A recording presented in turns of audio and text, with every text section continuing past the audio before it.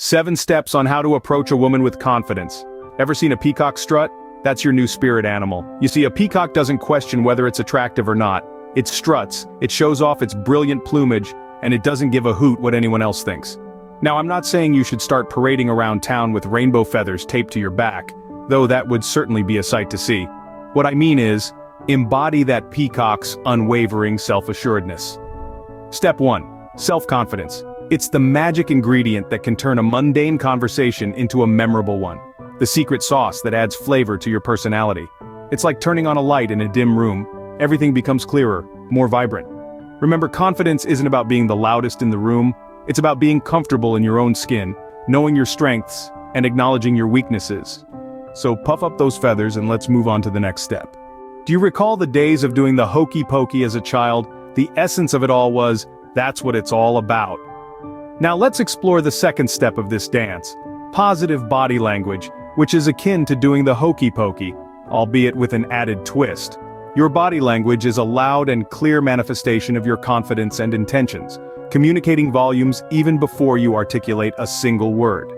Contemplate this. When you put your left hand in, you're radiating openness. When you put your right hand out, you're displaying interest. It revolves around the feelings you're emitting. A relaxed posture, sustained eye contact, and a sincere smile can carry you a long way. But bear in mind, staying true to the spirit of the hokey pokey, it's all about striking a balance. Avoid overdoing it, or you'll risk coming across as overly zealous or aggressive. The trick lies in being natural and syncing up with the other individual. Therefore, when you're preparing yourself to approach someone, recall the spirit of the hokey pokey. Immerse your whole self in, shake it all about, do the hokey pokey, and turn yourself around. That's the crux of it all. Showing genuine interest is crucial in any conversation. You know that thrill when someone asks about your favorite Star Wars character? It's like that. It's about passionately engaging in a discussion, whether it's about a Jedi, Sith Lord, or even a scruffy-looking Nerf herder. That same excitement is what she feels when you ask about her hobbies, passions, and dreams. But remember, this third step, genuine interest, is not just about asking questions. It's about actively listening to her responses, engaging in the conversation, and showing that her thoughts and opinions matter. This might not be a Jedi mind trick, but it's equally powerful. However, the goal here is not to impress her with your Star Wars trivia knowledge, it's to show her that you genuinely want to understand her, and who knows, you might just find out that she's a fan of the galaxy far, far away too. So, let's move on to the next step. Remember when you tried to pretend to be James Bond but ended up more like Mr. Bean? Yeah, don't do that. Now don't get me wrong, James Bond is cool and all, but do you know what's cooler? What's step 4 in this journey? Being yourself. It's easy to think that you need to be someone else, someone more suave, more mysterious, more Bond-like. But here's the thing, the women you're approaching aren't looking for James Bond.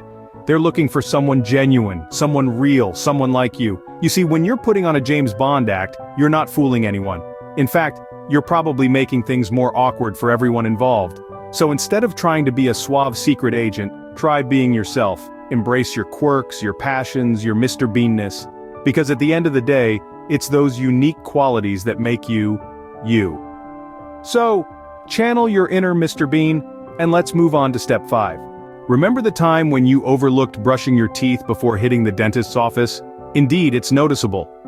You see, good hygiene, which happens to be our 5th step, isn't merely about maintaining fresh breath, although that's a substantial part of it. It's about showcasing your finest self to the world, and to women too. Visualize yourself walking into a room, exuding confidence, charm, but unfortunately, reeking like a trash dump in the peak of summer. Not the ideal first impression, right? Now, we're not implying that you need to carry the fragrance of a lavender field perpetually, but of deodorant never harmed anyone. It's about the minutiae, folks. Neatly clipped nails, stain-free clothes, and yes, even a well-kept beard can make a massive difference. You see, good hygiene, our 5th step, is not only about cleanliness, it's about respect. Respect for oneself, for others. Hence, before you step out, take a pause. Inspect your breath, your scent, and your overall look, because cleanliness is a companion of confidence. So brush those pearly whites and let's proceed to the next step. Ever tried to sneak up on a squirrel? You scare it off, right? Same with women. Now, not comparing women to squirrels, but the analogy works when it comes to approaching them. Step 6 is understanding that just as a squirrel senses danger and scurries away, An approach that's too aggressive or disrespectful can send a woman running in the opposite direction. Step 6 introduces our key to success, a respectful approach. Now let's tackle Step 7. Respect is recognizing and appreciating the feelings, thoughts, and rights of others. It's about treating people how you'd like to be treated. Step 7 is comprised of approaching a woman with respect, showing her that you value her as an individual. Think of Step 7 of approaching a woman like approaching a squirrel. Sorry, I had to use the squirrel reference again. If you run at it, yelling and waving your arms, it's going to bolt. But if you approach slowly, calmly, and with a handful of nuts, wait, scratch that. Just approach slowly and calmly. Remember, Step 7 isn't just about how you approach, it's also about how you behave once you're in conversation. Keep things light, be genuine, and listen more than you talk. Show genuine interest in what she's saying. This step conveys respect for her thoughts and feelings. And here's a pro tip. If you're not sure whether your Step 7 is going right, just ask yourself, would I want someone to approach my sister or my best female friend this way? If the answer is no, then it's time to revisit Step 7. But don't worry, you got this. It's all about respect, patience, and a bit of courage. And remember, everyone's different. What works with one woman might not work with another. It's about finding a balance and being true to yourself. So walk softly and let's move on to the final phase. Do you recall the time when you were first learning to ride a bike? You fell off a few times, didn't you? However, you persisted with your efforts. This resilience is quite admirable. Similar to learning to ride a bike, approaching women with confidence can be challenging. You may stumble and possibly fall, but through practice, smooth sailing is inevitable. Confidence doesn't magically appear overnight.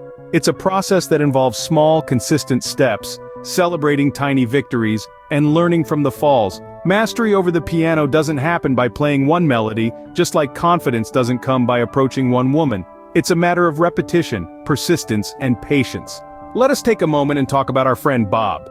Bob's often found himself on the sidelines, a little shy and uncertain. Quite frankly, Bob had absolutely no riz, as today's kids call it. Yet, Bob's resolved to change. He's decided to climb on that metaphorical bike and start pedaling. Bob's initial attempts might be shaky. He could fumble with his words, or fail to maintain eye contact. But here's the important part. That's perfectly okay. Bob is on a learning journey. He's growing, and each attempt, he improves. As the saying goes, every master was once a disaster. Although it's a bit of a tongue twister, the message holds true. Greatness didn't come to the greats in a flash. They practiced, failed, learned, and grew. So, if you find yourself in Bob's shoes, remember that this is all part of the larger process. When it comes to confidence, practice indeed makes perfect. It's about stepping out of your comfort zone, experimenting with new approaches, figuring out what works best for you. Those awkward moments should be seen as stepping stones to the confident man you aspire to be. So everyone, it's time to dust off that bike, strap on your helmet, and start pedaling. Remember, the journey of 1,000 miles begins with a single pedal stroke. Don't fear the wobbles, the falls, or the process of getting back up. As with each attempt, you're one step closer to cruising with confidence. So maintain the practice and don't forget to share your experiences in the comments.